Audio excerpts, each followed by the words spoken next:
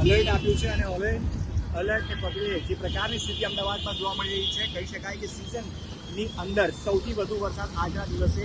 વરસ્યો છે. ખાસ કરીને ગઈકાલે રાત્રે જે વરસાદ વરસ્યો છે અમદાવાદના અલગ અલગ વિસ્તારની અંદર 3:30 થી લઈને 4 દિવસ સુધી વરસાદ વરસ્યો છે અને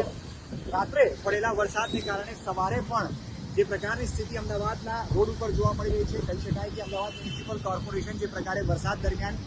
એની પહેલા જે કામગીરી કરતું હોય છે અને વરસાદ માટેના સમય વખતે જે પ્રકારના દાવા કરતું હોય છે, એ દાવા ક્યાંક ને ક્યાંક એ દાવાની હકીકત સામે આવી રહી છે. અમદાવાદના ચાણક્યપુરી વિસ્તારમાં હું અત્યારે ઉપસ્થિત છું અને ચાણક્યપુરી વિસ્તારની વાત કરવામાં આવે તો લગભગ ઘણા બધા જે આસપાસના વિસ્તાર અને રોડ છે, સોસાયટીઓ છે, તે જળમગ્ન જોવા મળી રહી છે. લગભગ 2 થી 3 ફૂટ જેટલા પાણી જે અત્યારે પણ કેટલાક રોડ ઉપર ભરેલી સ્થિતિમાં જોવા પણ મળી રહ્યા છે અને જે વેજીટેબલ માર્કેટ ચાણક્યપુરીની અંદર આવેલું છે તેની આસપાસના જે માર્ગો છે તેના ઉપર અત્યારે લગભગ 10:30 વાગવાનો સમય નજીક આવી ચૂક્યો છે, પરંતુ જે પાણી છે તે રોડ ઉપરથી ઓસર્યા નથી. મ્યુનિસિપલ કોર્પોરેશન સતત દાવા કરતું રહે છે કે વરસાદના પાણી આ વખતે ગત વર્ષોના જેમ નહીં ભરાય, પરંતુ જે સ્થિતિનું નિર્માણ થયું છે તે આપ પોતાની નજરે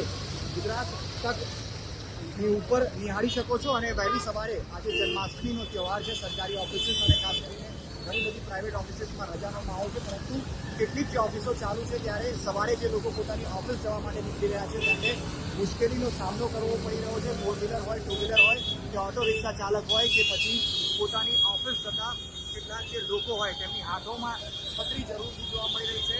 રેઇનકોટ પહેરેલા લોકો જરૂરથી નજરે પડી રહ્યા છે, પરંતુ સ્થિતિનું નિર્માણ અમદાવાદની અંદર મોડી રાત્રે પડેલા વરસાદ અને ખાસ કરીને 3.5 થી 4 ઇંચ જેટલો જે વરસાદ પડ્યો છે તેમાં કઈ પ્રકારની પરિસ્થિતિનું નિર્માણ થયું છે તે આપ પોતાની નજરેથી જોઈ શકો છો. અમદાવાદની વાત કરવામાં આવે તો ગઈકાલની જેમ આજે અને આવતીકાલે પણ